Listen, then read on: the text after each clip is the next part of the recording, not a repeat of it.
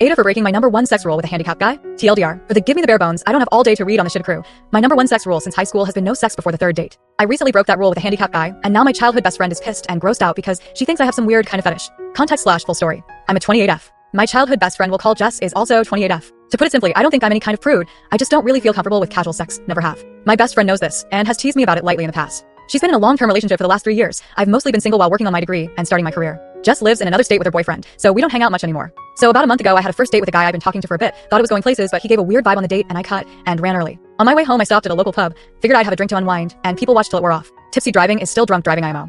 I get there, and it's pretty packed Friday night and all, and there was no seating room at the bar. Took my drink and looked around. Most of the restaurant side of the pub was someone's birthday party, but there was a small table with a seat open off to the side, with a guy reading a book there. So I say EFF it, I'm a social person, and what's the worst thing that happens? He says no. So I ask if I can sit there for a bit. I promise we don't have to talk or anything. At this point, I feel like I fucked up because this guy up close is the hottest man I have ever seen. But he just smiled at